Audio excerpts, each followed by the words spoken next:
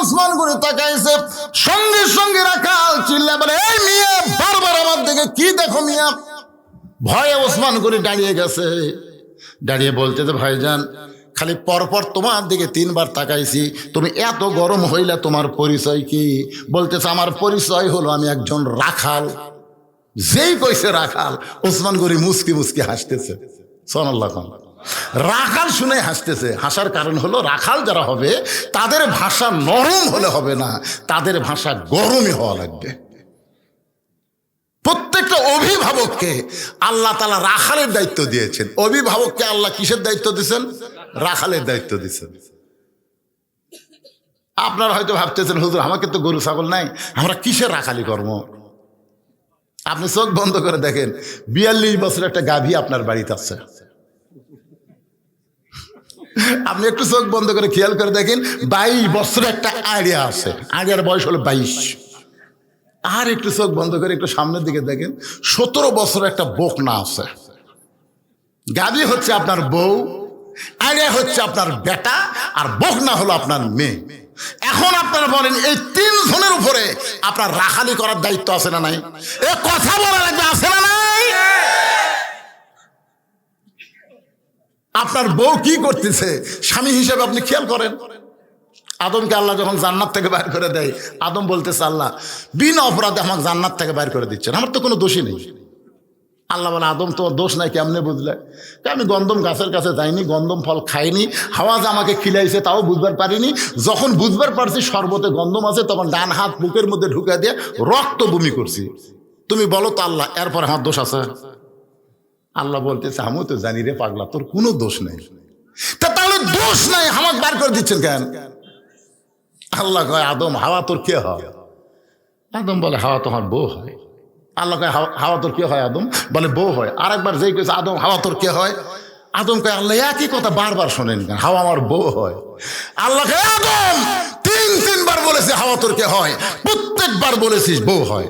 তো তোর বউ কি করবে সেই খেয়াল তো করা লাগবে না? তোর বউ গন্ধম গাছের কাছে গেল, তুই কুটি আসলো?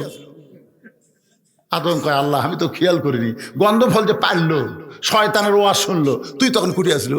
তোর বউ স্টার জলসা জি বাংলা দেখা মানে ভারতের শয়তানের ওয়াজ শোনা, ধরে কোন কথা ঠিক? এই তুই তখন কুটি আসলো না? এই যে গন্ধম খায় তোর শরবত বানালো, কুটি আসলো? আদম কয়, আল্লাহ আমি খেয়াল করবি না মানে তোর বউ তো আমি খেয়াল করবো?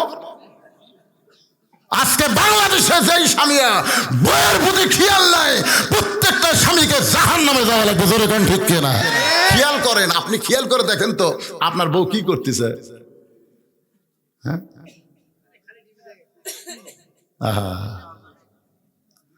আল্লাহ কোরআনে বলেছেন, অকরনা ফি বুয়ুতিকুন্না ওয়ালা তাবাররুজনা তাবাররুজাল জাহিলিয়াতিল উলা। প্রত্যেকটা পুরুষের দায়িত্ব হলো তার বিবিকে পর্দার মধ্যে রাখা। পর্দার বাইরে গেলে বইয়ের দোষ হবে না, দোষ হবে স্বামীর। ধরে কোন দোষ কার? আপনার একটা ছেলে আছে 22 বছরের আড়িয়া, আপনি দেখেন তো আপনার ছেলে আছে না আড়িয়া আছে, একটু দেখেন না ভাই। বাবা হিসাবে আপনার রাখালি করা লাগবে না? আপনি তাকায় দেখতেছেন এমন একটা ফুল প্যান্ট পরছে, বুঝছেন? আচ্ছা, আপনার ছেলে, আপনার শরম লাগে না? এমন একটা টাইট ফুল প্যান্ট পরছে, সামনের তবিল বোঝা যাচ্ছে, পিছনে কামরাঙ্গার মতন দাগ। রাস্তার ঘাট দেখে মানুষ, এটা কার পাটা রে? পাটাটা কার রে? সবসময় একটা মোবাইল নিয়ে ঘুরতেছে। আপনার আইডিয়া সবসময় একটা মোবাইল না ঘরে, মাঝে মধ্যে হেলো হেলো মুখ দেখা করে হেলো হেলো করতেছে। কে আইডিয়ার বাপ? এই গ্রামের লোকজন থেকে বিরক্ত হয়, তোমার চোখে পড়ে না? তোমার আইডিয়া সকালবেলা স্কিন প্যান্ট পরে বার হয়ে গেছে, সন্ধ্যার সময় বেরোতাচ্ছে। একটাবার তুমি বলেছো, বাবা এই যে সকালবেলা এত টাইট ফিটিং প্যান্ট পরে গেলি, তুই কি সন্ধ্যা পর্যন্ত পেশাব করিস নি? তখন বলবে, বাবা করছি। কয়বার? 3 বার। তো 3 বার যে পেশাব করলো, কেমনে করলি? এটা পরে বসা যায়? না আব্বা, বসা রাখবি কে? খালি আপনি ওই ইয়ার যাবেন, সাউদিয়ার যাবেন, দেখবেন খারাপ হয়ে। এই যে আপনি ফুট ভিলেজের যান, একটা বসার জায়গা নেই ভাই। আমি সিরাজ সাহেব পালে করলাম, আমি একদিন পেশাব করে যাই, দেখি সব মাজা বরাবর। আমি যেটার মধ্যে ঢুকি সেটাই মাজা, মানে খাড়া হয়ে মারা লাগবে। তাই হোটেলের বক বললাম, কে ভাই বসে থাকে পেশাব করার জায়গা নাই? হুজুর তাহলে পায়খানার যান। পায়খানার যায় পেশাব করা লাগবে। কি বিপদ! সব আরেকের জন্য খাড়া হয়ে মারতেছে। আপনি জানেন খাড়া হয়ে পেশাব করলে পেশাব পুরোপুরি নিংড়ে না। আপনি যখন মনে করছেন পেশাব নিংড়ে গেছে, সেন টানছেন 11 ফোঁটা, 11 ফোঁটা বাড়াবি। তখন এই যে 3 বার পেশাব করছে, 3 11 কত হয়? 33 ফোঁটা পেশাব আর গেল কোথায়? কথা বলা লাগবে রে ভাই। আরে সাইজ করবার গেলে ইন্ডিয়ার হারবাল খাওয়া লাগবে না, এমনি পাওয়ার যুদ্ধে জোরে কোন কথা ঠিক না? একটা হুজুরের বউ ভাত পায় না, তাও যাবার চায় না। একটা হুজুরের বউ দেখেন তো যাবার চায়। ছোটবেলা তাই লুঙ্গি পরে মাঝে সাথ পড়ছে, পেশাব করে পানি লিছে। আল্লাহ কোনোদিন টাইট ফুল পরেনি, বাতাস খিলাছে ভাই রে, আল্লাহ দা দিছে ভাই। একটা হুজুরের বউ না খেয়া থাকে, তাও যাবার চায় না। আর আরেকের বউ থাকে না কেরা? মনে কষ্ট নিয়েন না ভাইজান। ইন্ডিয়ান হারবাল দিয়ে আপনার যৌন শক্তি ফেরত আসবে না। যৌন শক্তি যদি ফেরত চান তাহলে পেশাব থেকে পবিত্র হন। রাসূল বলেছেন ওই ব্যক্তির কবরে সবচাইতে বেশি আযাব হবে যে পেশাব থেকে পবিত্র হয় না। আচ্ছা, আপনার যে 17 বছর একটা মেয়ে আছে, এই বকনাকে আপনি কি করবেন?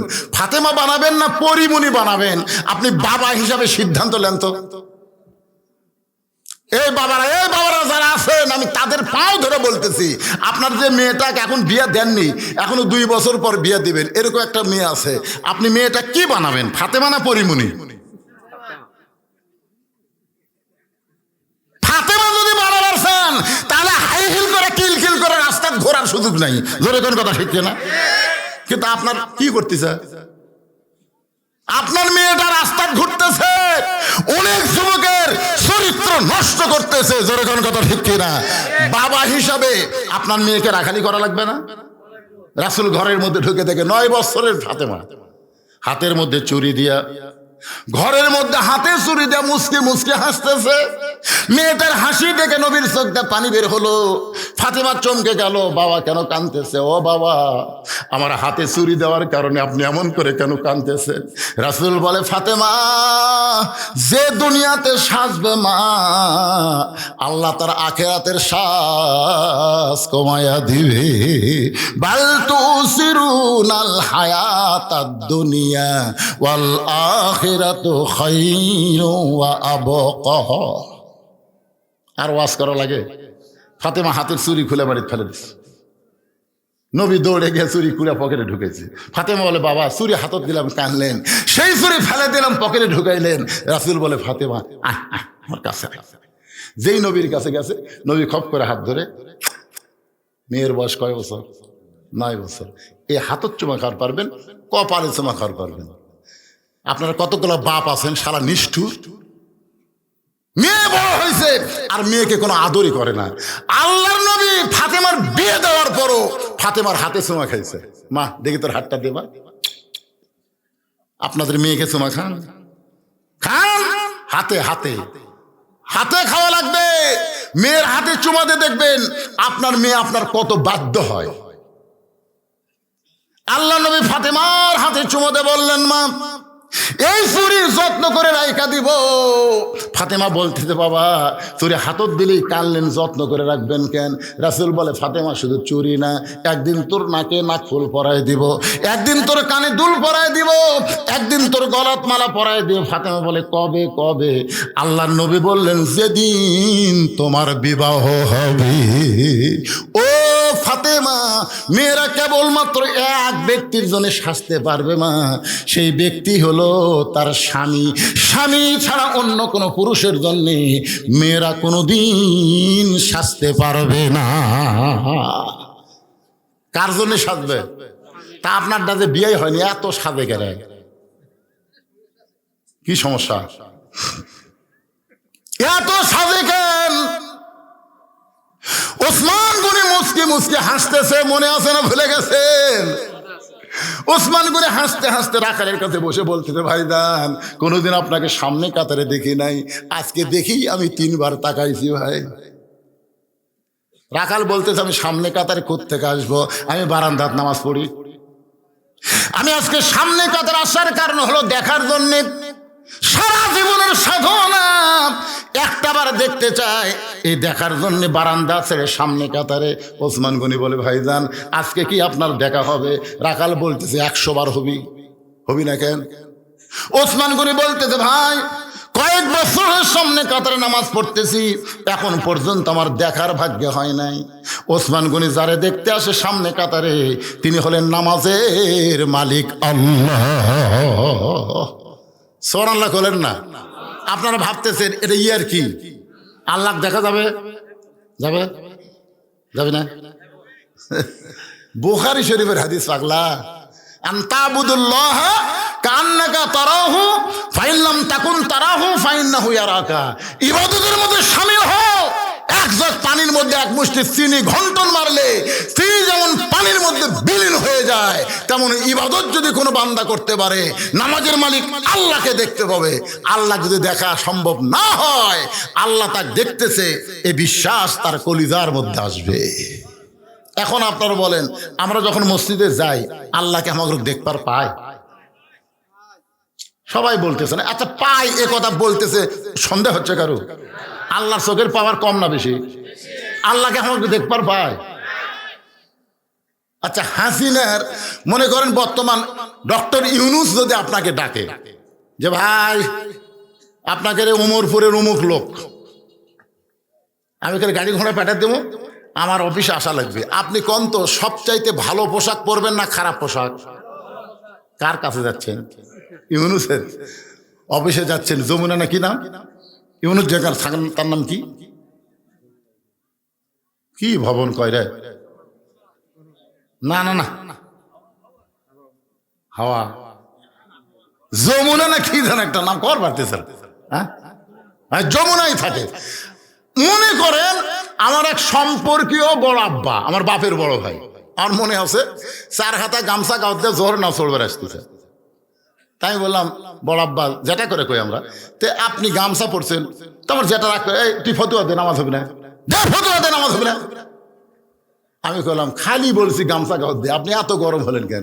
এই জন্যই তো হাসিনা তোর ধরে রে, এই জন্যই ধরে। আমি কিন্তু কিছুই বলি না ভাই, খালি বলছি গামছা গাঁত দে নামাজ পড়ে আসতেছেন, এটি এত খারাপ? আমি বললাম চাচা এই গামছা গাঁত দিয়ে আপনি আল্লাহর ঘরে আসতেছেন, এই গামছা গাঁত দেখে আপনি বিয়ের বাড়ি যাওয়ার পারবেন? বলতে তুই কি মনে করিস আমি ফকির? এই বছরে 5টা পাঞ্জাবি বানাচ্ছি রে, বিয়ের বাড়ি তো গামছা গাঁত ভাই। আমি বললাম এই গামছা গাঁতে জামাইয়ের বাড়ি যাওয়ার পারবেন? আমার কই তোর মাথা নষ্ট হয়ে গেছে, কে রে পাগলা, জামাইয়ের দাম নাই, জামাইয়ের বাড়ি কেউ গামছা গাঁতে যায়? ও বিয়ের বাড়ি যাওয়ার পারবেন না, জামাইয়ের বাড়ি যাওয়ার পারবেন না। আপনার যদি পাঞ্জাবি না থাকতো আমি কিছুই বলতাম না, কিন্তু আল্লাহর কাছে আসতেছেন, আপনার কি শরম লাগে না? কি কোন আল্লাহ দেখতে পাই কি পাই না? ওসমান গনি দেখতে আসে নামাজের মালিক আল্লাহকে, আর রাখাল দেখতে আইছে আল্লাহওয়ালা হযরত ওমরকে। ওসমান গনি বলতেছে, ভাইজান এত বছর হলে আমার দেখা হয় নাই। রাখাল বলতেছে, তোমার চোখের পাওয়ার কম, তুমি আমার হাত ধরো, তুমি আমার হাত ধরো, আমি নিজেও দেখবো এবং তোমাকেও দেখায় দিব। এবার হযরত ওসমান রাখালের হাতটা ধরেছেন। যেই মাত্র হাতটা ধরেছে, এমন সময় আল্লাহর কোরআন সামনে এসে বলতেছে, ইয়া আইয়ুহাল্লাযীনা আমানুত্তাকুল্লাহা ওয়া কুনু মা'আস সাদিকিন।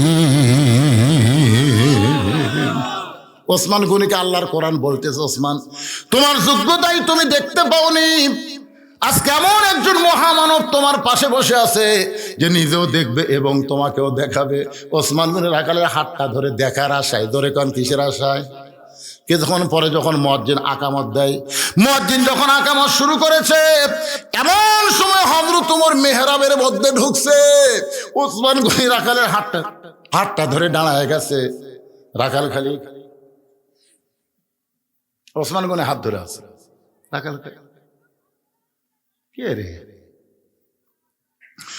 যে মুয়াজ্জিন বলেছেন কদ কামাতিস সালাহ, কদ কামাতিস সালাহ, সঙ্গে সঙ্গে হযরত ওমর একেবারে কিবলামুখী হয়ে নিয়ত বাঁধবেন। এই অবস্থায় রাখাল বলে আল্লাহু আকবার। যেই রাখাল বলছে আল্লাহু আকবার, ওসমান গনি হাত ছাড়া দিচ্ছে। হাত ছাড়াতে বলতে, কে রে ভাই, ইমাম সাহেব ভুল করলে মানুষ লোকমা দেয়, আর আকামতি শেষ হয়নি, তুমি আল্লাহ আকবার লোকমা দিলা। রাখাল বলতেছে এই জন্য তো তুই কানা রে, এই জন্য তুই কানা, আসিস ঠিকই দেখতে পাস না। আরে আমি কি জন্য লোকমা দিলাম মিয়া তুমি জানো? কি জন্য লোকমা দিলাম তুমি জানো? দ্বিতীয় কাতার থেকে একজন সাহাবী দৌড়ে এসে রাখালে হাতটা হ্যাঁচকা টান দে, বলে পাগল, তুমি যারে কানা কানা বলে তিরস্কার করতেছ, এই মহামানবকে তুমি চিনো? রাখাল বলতে যে ভিতরের কাউরে চিনি না, আমি বারান্দাত নামাজ পড়ি, ভিতরের কাউরে চিনি না। সাহাবী কান্দার বলে পাগল, যেই মানুষটাকে তুমি কানা কানা বলে তিরস্কার করতেছ, এই মানুষটা হলো আল্লাহ নবীর ডবল জামাই ওসমান গনি। রাখাল ছোট বাচ্চার মতন কান্দে। রাখাল শুধু কান্দার বলে আল্লাহ, ভিতরে নবীর দামি দামি সাহাবী, আমি কোনোদিন ঢুকতে চাইনি, আমি বারান্দায় নামাজ পড়ি, আমি ভিতরে কোনোদিন ঢুকতে চাইনি, কিন্তু এই পথিক আমার সর্বনাশ করছে। ওমর ফারুকের দিকে আঙ্গুল দেখায় বলতেছে ওই পথিক আমার সর্বনাশ করেছে, ওই পথিক আমারে কইছে উমরকে যদি দেখবার চাও তাহলে সামনে কাতারে দাঁড়াইলে মেহরাবের মধ্যে লক্ষ্য করে দেখবা যেই মানুষটা ইমামতি করতেছে সেই মানুষটাই হলেন হযরত ওমর। শুধু উমরকে দেখার জন্যে আজকে বারান্দা থেকে সামনে কাতারে দাঁড়াইলাম, কিন্তু উমরের জায়গায় যদি পথিককে দেখতে পাই তাহলে তোমরাই বলো লোকমা দেওয়া ছাড়া তো আমার কোনো উপায় নাই, আমি আল্লাহ আকবার লোকমা দিয়া পথিককে মেহরাব থেকে সরায় দিব, ওই জায়গায় হযরত উমরকে এক নজর দেখতে চাই। হাজার হাজার সাহাবীরা কান্দে। সমস্ত সাহাবী যখন কাঁদতেছে, রাখাল চিল্লায় বলে বারান্দায় নামাজ পড়া ভালো, এই ভিতরে কেন কান্দা কান্দি শুরু হয়ে গেল? ওসমান বলে রাখাল ভাই, ভিতরে কান্দার কারণ হলো তুমি যারে পথিক পথিক বলতেছ তিনি হলেন হযরত উমর। গাছের গোড়া কাটলে গাছটা যেমন ঠাস করে পড়ে যায়, রাখাল তেমনি মেহরাবের মধ্যে পড়ে কাটা মুরগির মতন ছটফট করে আর কান্দে, আমির আল মুমিনিন, আমি আপনাকে তওবা পড়াইছি, আমি আপনাকে মুনাফিক কইছি, আমি আপনাকে ভণ্ড কইছি, এত কথা বলেছি গো আমির, অধম রাখালকে আপনি কিছুই বলেননি। সমস্ত সাহাবীরা কয় কি রে, কি কইল? তওবা পড়াছে, মুনাফিক কছে, ভণ্ড কছে, কার সামনে কি কয় রে? যে মানুষটা রাস্তাতে গেলে শয়তান 40 দিন ভয় যায় না, সুবহানাল্লাহ কর না কেন? জানেন যে সমস্ত যুবকের স্বপ্ন দোষ হয়, স্বপ্ন দোষ বোঝেন না, ও পরিমণিক দেখে দিনও আর রাত্রে খেয়াল করে, এমন শরীরের অবস্থা হয়ে গেছে মানে গাঁজা ধরছে চোখ বসে। এই সমস্ত যুবকের ওষুধকে জানেন?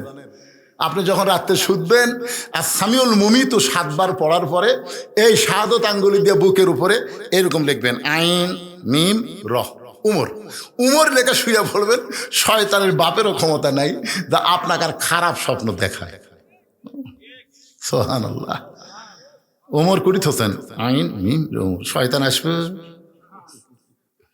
মুনাফিক, ওরে বাবারে কি কয়, মুনাফিক কইছে, ভণ্ড হয়েছে। সমস্ত সাহাবীরা চিল্লায় উঠছে কে রে, এই কে রে, মানে সব সাহাবী বুঝতেছেন না এক একজনের মধ্যে ইমানের যা বারুদ ভাই।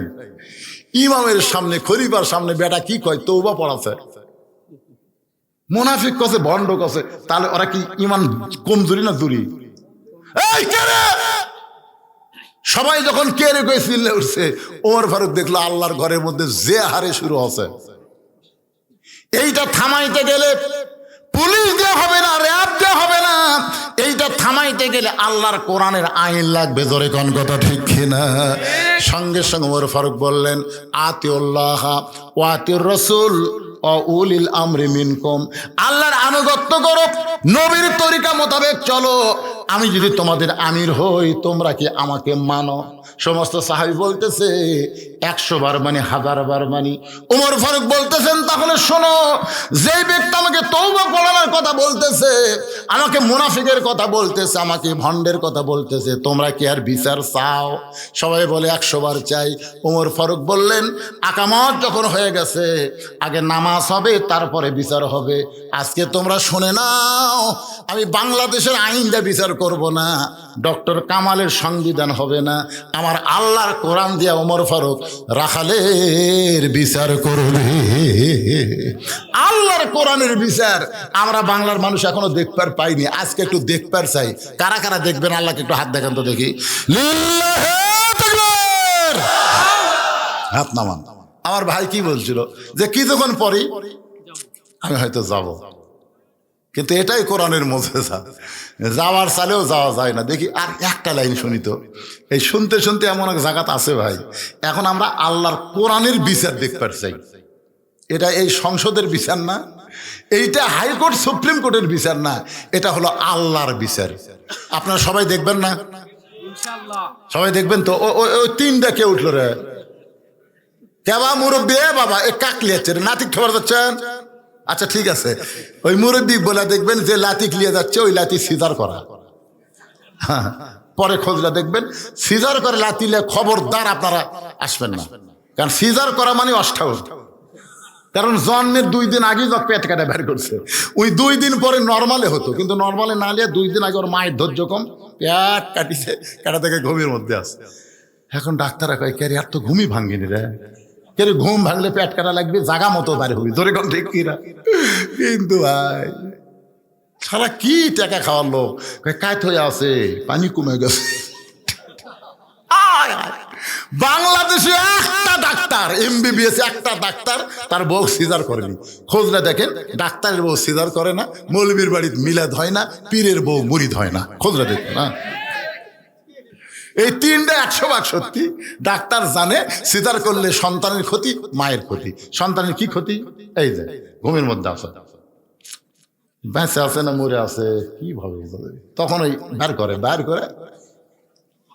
আড়াই ঘুরেন, তোরে কোন কয় ঘুরেন, এই ঘুরের মধ্যে মাথার ঝাঁকি।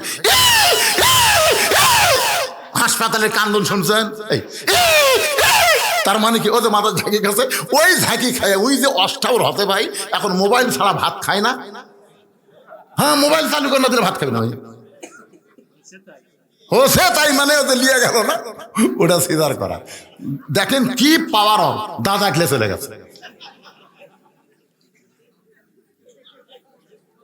কি মন খারাপ করতেছেন? আজকে আল্লাহর কোরআনের বিচার এই ময়দানে আমরা দেখতে চাই। কারা কারা দেখবেন? দুই হাত তুলে আল্লাহকে দেখান। হাত নামান। কিন্তু ভাইজান 5টা মিনিট আমি আপনাকে 50 জনের কাছে 500 করে টাকা চাই। আমার কলজা একেবারে ঘামে গেছে, এত হাজার মানুষের মধ্যে 500 টাকার একটা নোট নাই। না না না, একটা লুটো আপনাকে নাই। কি দিলেন একে? আসো বাবা, দাও সোনার চান, আসো বাবা, আসো আসো ময়না। এ দেখেন নাই বলে দেখেন। সুবহানাল্লাহ, সুবহানাল্লাহ, লিল্লাহু আকবার। আমি একটা 500 টাকা চাইছি, আমার ভাই 2টা 500 টাকা দেয়া, 2টা কোরআন শরীফ বাপ মার জন্য দান করে দিয়েছে। ধরে বলেন মারহাবা। দেখেন টাকা আছে কিনা, দেখেন টাকা আদায় করার সিস্টেম জানা লাগবে, অগিবে চালিয়ে হবে। মাশাআল্লাহ মাশাআল্লাহ। আল্লাহ তোমার বান্দারা 500 করে টাকা এই গোরস্থান মসজিদ এমন ঈদগাহ মাঠের জন্য দান করতেছে, আর একজনে 1000 টাকা। একজনও লড়বেন না, আল্লাহর বিচার দেখবো আমরা। লড়াচড়া নাই, যারা দিবেন তারা শুধু উঠে আসবেন। আমি মাত্র 50 জন আল্লাহর বান্দা চাইছি এতগুলো মানুষের মধ্যে। আল্লাহ তোমার একজন বান্দা 1000 টাকা দান করেছে, আর একজন 500, আর একজন 500 টাকা দান করেছে। আল্লাহ কবুল করেন। আপনারা যারা উঠে যাচ্ছেন, যারা চলে যাচ্ছেন, আপনারা কি মনে করতেছেন বাড়ি পর্যন্ত যাবার পারবেন? আল্লাহ তোমার কোরআনের বিচার দেখার জন্য এখন হাত তুলছে। এই হাত তুলে না দেখা যারা চলে যাচ্ছে, আল্লাহ বাড়ির যাওয়ার পরে এমন একটা ঘুম দিবে, ঘুমের থেকে ওঠার পরে দেখবি পাওয়ার চলতেছে না। আজকে ঘুমের মধ্যে জানি এদিকে প্যারালাইসিস হয়। জোরে এখন কি লাইসিস হয়? হ্যাঁ, আশ্চর্য ধরনের কথা। এখনই হাত তুলে এই টাস্কটা মুনাফিক আল্লাহর সাথে করলেন আপনারা, এখনই হাত তুলে এখনই উঠে যাচ্ছেন। তার মানে আল্লাহর বিচার বোঝেন? এমন মার দিবি আর হাত পারি পারবে না, তখন কি হবে? পাও যে অবশ্যই যাবেন, তখন কি করবেন? দেখেন তো পাগলারা কি হারে টাকা দিচ্ছে, আর যাওয়ার জন্য চেষ্টা করতেছে। যান, ডাক্তার খাবি, টাকা লাগবি না। আপনাকে টাকা লাগবে না রে, ডাক্তার খাবি, যান। বেটা খাবি, হিরোইন খাবি, বেটি ভ্যানালার সাথে ভাগা যাবি, তখন কি করবেন? টাকা আল্লাহ কোন দিক দিয়ে নামে দিবে? এই ফাঁকটা বন্ধ করেন তো, আপনার পিছনের লোকটা সামনে ফাঁক বন্ধ করেন। আসুন, এই ফাঁকের মধ্যে শয়তান ঢুকবে, বিচার দেখতে দিবেন। আসেন, সামনে আসেন। কে ভাই মাফলা দিয়ে মুখ বান্ধা? ভাই সামনে আসেন, ভাই আসেন, ভাই আসেন, আসেন। সোনার চান মুখ বান্ধিছেন কেন? আসেন, সবাই সামনে আসেন। আল্লাহ আর একজন 500 টাকা দান করেছে, আর একজন 500, আর একজন আল্লাহর বান্দা 800 টাকা দান করেছে। 8টা জান্নাত আল্লাহ কবুল করেন। আর একজন 1000 টাকা দান করেছে। আল্লাহ তোমার জন্য আল্লাহ দানকে কবুল কর, আল্লাহুম্মা আমিন। লিল্লাহ আকবার। আমি মনে করছিলাম তো আপনাকে লাগার টাকা নাই। 200 100 200 100 এক মুজাফর ভাই 1,05,000 টাকা ধরে বলেন মারহাবা। তাহলে আছে তো, আপনি তো দিচ্ছেন নাকি? আচ্ছা ঠিক আছে, ঠিক আছে, আগে শেষ করছেন, মাশাআল্লাহ। আচ্ছা বড় বড়গুলো আগে আদায় করছেন।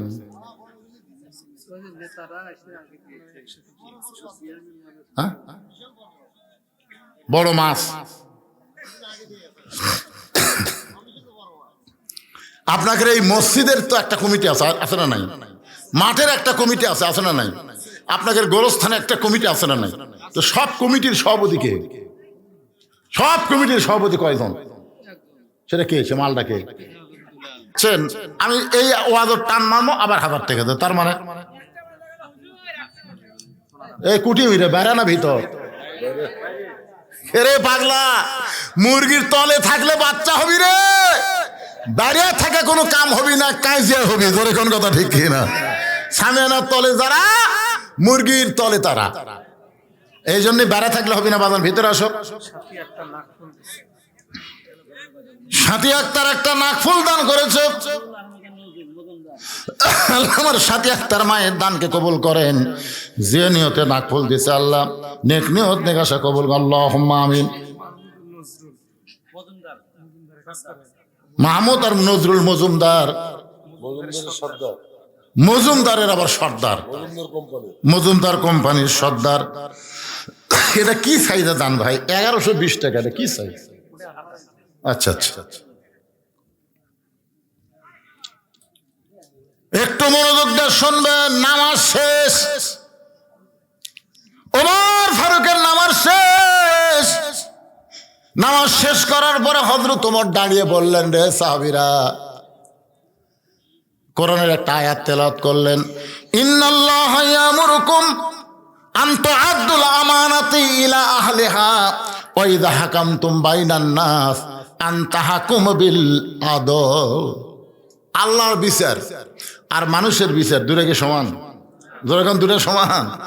মানুষের আইন দিয়ে বিচার হচ্ছে বাংলাদেশে।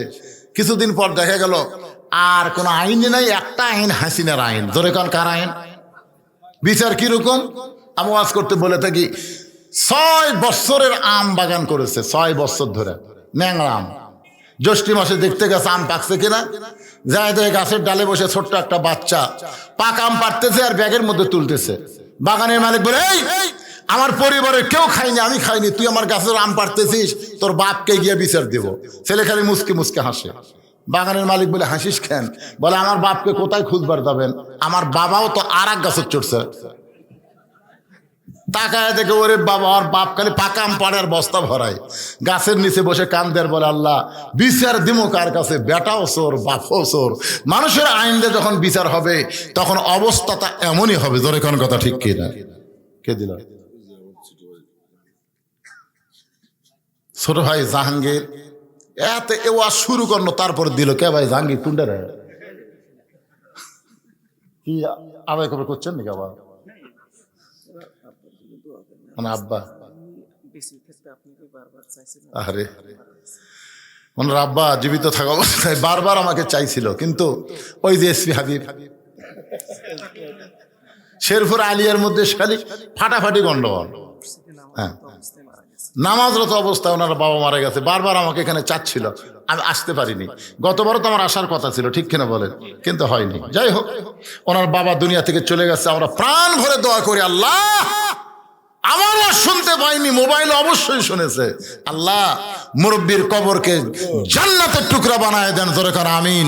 নামাজ পড়া অবস্থায় দুনিয়া ছেড়েছে, আল্লাহ তাকে জান্নাতের উচ্চ মাকাম দান করুক। সবাই কোন আল্লাহুম্মা আমিন। 50 জন চাইছিলেন 500 টাকা না, প্রায় আর অল্প কিছু বাকি আছে। কয়টা বাকি আছে?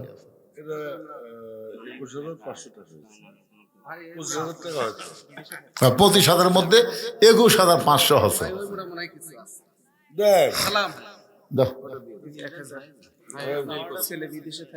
এই তো 21,500 আর 1,000, 22,500, মানে 45টা হলো।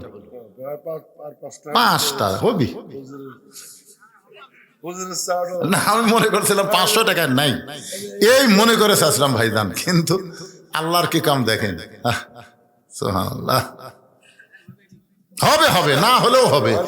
যেটি 45টা হচ্ছে সেটি 5টা বাকি থাকে, ইচ্ছা করলে আমার ভাই রাগ করে দিবার পারে। জোরে কোন কথা ঠিক করে কি মনে করছে, পারে না? এই দেখেন, হাত দিচ্ছেন নাকি?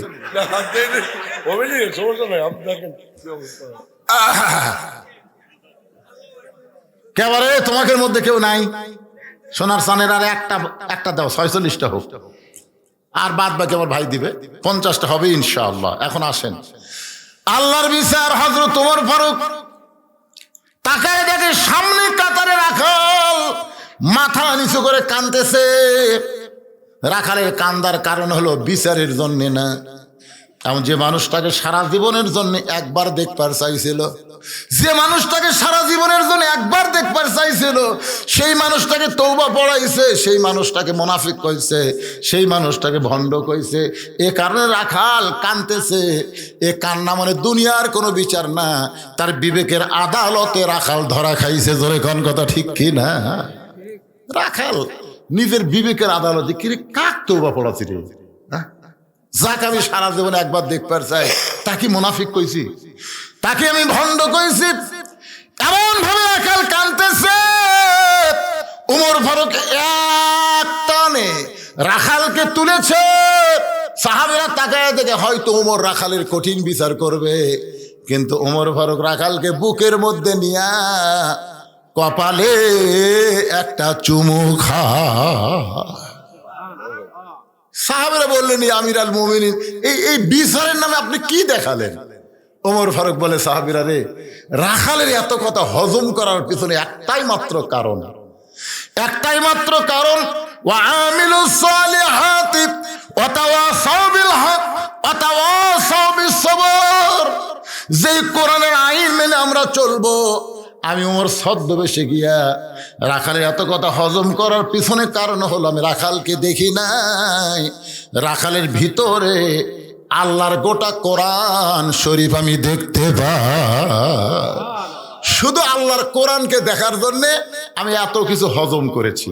আজকে আমরা শুধু কোরআনকে শোনার জন্য আল্লাহ দেয়নি, বাস্তবে গ্রহণ করার জন্য দিয়েছে। ধরে কোন ঠিক কিনা?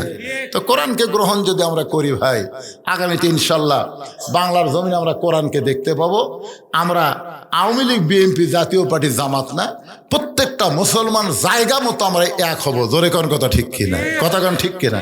ইসকনকে নিয়ে আমরা কোনো দলাদলি করব না। আমরা খেয়াল করব, ইসকন হচ্ছে, হিন্দুরাও কিন্তু ইসকনকে দেখা পারে না, কারণ এরা হচ্ছে উগ্র একটা সাম্প্রদায়িক, উগ্র একটা মানুষ, যারা বাংলাদেশের মুসলমানকে হিন্দু ঐক্য বৌদ্ধ একটা প্রচেষ্টার মাধ্যমে আমাদেরকে শেষ করার পায় তারা করতেছে। আমরা সম্মিলিতভাবে সব দল একত্র হয়ে ইসলামের বিরুদ্ধে জিহাদ ঘোষণা করবো। জোরে কোন কথা ঠিক কিনা? আমরা চার ভাই। জোরে কোন কয় ভাই? আমার বড় ভাই আওয়ামী লীগ করে, প্রাইমারি হেডমাস্টার, এই আওয়ামী লীগ। আমার ছোট দুই ভাই ডাহা বিএমপি, 2 কলেজের প্রফেসর। আর আমি কোন দল সেটা তো আপনারা ওয়াজতি বুঝতে পারতেছেন। জোরে কোন ঠিক কিনা? তো একই সাথে খাবার বসে আমার বড় ভাই বলতে, হুজুর তুমি মাঝে মধ্যে যে হারে অ্যাঙ্গেলে ওয়াজ করো, আমার তো বড় চিন্তা হয় যে কোনো সময় তোমাকে পুলিশ ধরবে। আর বড় ভাই বলতেছে আওয়ামী লীগ। আমি তখন আমার পাতের উপর একটা মাছের টুকরা ছিল, আস্তে করে ভাই দিয়ে দিলাম। বড় ভাই বলতেছে, কি হুজুর, আমি তোমার বিরুদ্ধে কথা বললাম আর তুমি আমার পাতে মাছের মাথা দিলে? আমি বললাম, বড় ভাই খান বড় ভাই, আমিও চিন্তাতে আছি, আপনি হয়তো আজরাইল ধরবি। আপনি চিন্তা করতেছেন পুলিশ ধরার, আমি চিন্তা করতেছি আজরাইল ধরার। আমার ভাই আমার হাত ধরে বলতেছে, ভাই যতই আওয়ামী লীগ করি রে, যতই দল করি ভাই, মরা লাগবি রে। তার মানে কি বুঝতেছেন, আওয়ামী লীগ বিএনপি জাতীয় পার্টি জামাত যে দলই করেন, মরা যদি লাগে আমরা আল্লাহর কাছে বলবো মুসলমান না হয়ে আল্লাহ যেন আমাদের মৃত্যু না দেয়। জোরে কোন কথা ঠিক কিনা? আর মুসলমান হয়ে যদি মরবার চাই, আল্লাহর কোরআনের বিকল্প কোনো রাস্তা আল্লাহ আমাদের সকলের জীবনে কবুল করুক। জি এখনই মোনাজাত, আপনি ক্লে মোনাজাত করবো, এখনই মোনাজাত। আস্তাগফিরুল্লাহ বলেন, আস্তাগফিরুল্লাহ রব্বি মিন কুল্লি জামবি ওয়া তুবু ইলাই, আল্লাহুম্মা আমিন। হে আল্লাহ তাআলা, ঢাকা থেকে আমার ভাইজান এসেছে, এখানে শুধু দেখা করে যাওয়ার কথা ছিল। আল্লাহ শারীরিক অসুস্থতা নিয়ে আখেরি মোনাজাত পর্যন্ত জান্নাতের বাগানে, আল্লাহ মেহেরবানি করে আজকের এই মাহফিল আমাদের সকলের হেদায়েতের জন্য, নাজাতের জন্য, জান্নাতের জন্য কবুল করে নাও। এই মাহফিলের শুরু থেকে শেষ পর্যন্ত যতটুকু আলোচনা হয়েছে আল্লাহ, এর মধ্যে যদি ত্রুটি হয়, ভুল হয়, মাফ করে দাও। এর যা হাদিয়া মঞ্জুর করো, সোনার মদিনায় নবী পাকের রওজা মুবারকে আল্লাহ কবুল করো। তামাম আম্বিয়া কেরাম, আসহাবে কেরাম, তাবিনে কেরাম, তাবিনে কেরাম, তামাম পৃথিবীর মাটির নিচে যত মুমিন মুমিনা শুয়ে আছে আল্লাহ, সকলের আরওয়াহ পরে হাদিয়া কবুল করো। আল্লাহ আমরা যারা হাত তুলেছি, আমাদের মধ্যে জনম দুঃখনী মা যাদের কবরে গেছে, চোখটা বন্ধ করে একটাবার খেয়াল করেন, মায়ের মতন আপন কেহ নাই রে দুনিয়ায়, মা জননী নাই রে যাহার এই দুনিয়ায়, তাহার কেহ নাই, মায়ের মতন আপন কেহ নাই রে দুনিয়ায়। আমাদের মধ্যে যাদের মা কবরে গেছে আল্লাহ মেহেরবানি করে মায়ের কবরটাকে জান্নাতের টুকরা বানায় দেন। বাবার বাড়ি ঘর সবই আছে, আমাদের দরদি বাবা আমাদেরকে এতিম করে দিয়া নিজে এতিম হয়ে কবরে চলে গেছে, বাবার কবরকে জান্নাতের টুকরা বানায় দাও। আমাদের দাদা দাদি নানা নানি আত্মীয় স্বজন শ্বশুর শাশুড়ি যাদের কবরে গেছে আল্লাহ কবরবাসীদের মাফ করে দাও। আমার মায়েরা পর্দার অন্তরে বসে বসে শুনেছে, আবিদা সালিহা পর্দা নিজে কবুল করে মা ফাতেমার চরিত্র দান করে দাও। আল্লাহ আজকের মাহফিলের সম্মানিত সভাপতিকে আল্লাহ তুমি কবুল করো, সহসভাপতি কবুল করো, প্রধান অতিথি বিশেষ অতিথিদের আল্লাহ তুমি কবুল করো। মিলেমিশে আমরা যেন আগামীতে বাংলাদেশ চালাইতে পারি, ভালো মানুষেরা যেন নেতৃত্ব পায়, আল্লাহ সকলের জন্যে তুমি কবুল করো। আজকের এই মাহফিলে আল্লাহ গোরস্থান কমিটির সভাপতি, সেক্রেটারি, ক্যাশিয়ার, মসজিদ কমিটির সভাপতি, সেক্রেটারি, ক্যাশিয়ার, ঈদগাহ কমিটির সভাপতি, সেক্রেটারি, ক্যাশিয়ার, যারা সদস্য আল্লাহ তোমার মসজিদে মুসল্লি, ইমাম, খতিব, মুয়াজ্জিন আল্লাহ সকলকেই তুমি কবুল করো। নগদে বাকিতে আজকে যা দান করেছে আল্লাহ সকলের দানগুলোকে জান্নাতের বিনিময় হিসাবে কবুল করো। আল্লাহ অনেক সুদীজন অতিথি, বিশেষ করে প্রধান অতিথি আমার জানে আলম খোকা ভাগনা, আমাকে মামা বলে সম্মান করে, 30,000 টাকা নগদে করছে দান। এছাড়া অনেকে দান করেছে আল্লাহ সকলের দানগুলোকে জান্নাতের বিনিময় হিসাবে কবুল করো। আল্লাহ আমার এক ভাইজান পিছন থেকে 3,000 টাকা দিল, আর শুনতে পারলাম তার বাবা শেষ অবস্থায় দুনিয়া থেকে বিদায় নিয়েছে। আল্লাহ বারবার আমাকে চাইছিল একবার দেখে ওয়াজ শুনবে, কিন্তু দুনিয়া থেকে চলে গেছে। এতগুলো মানুষ নিয়ে তাহাজ্জুদের সময় তার জন্য দোয়া করে আল্লাহ তার কবরকে জান্নাতের টুকরা বানিয়ে দাও। আমরা যারা অসুস্থ আছি আল্লাহ সুস্থতার নিয়ামত দান করে দাও। কে কোন নিয়ত করে হাত তুলেছে আল্লাহ সকলের নেক নিয়ত নেক আশায় কবুল করো। মরে যাব, সবাই মরে যাব, যেদিন আমাদের মরণ হবে দিনটা যেন জুমার দিন হয়, মাসটা যেন রমজান মাস হয়, ইমানের সাথে ইজ্জতের সাথে এই দুনিয়া থেকে বিদায় নেওয়ার কালে আমাদের জবানে জারি করে দিও লা ইলাহা ইল্লাল্লাহ।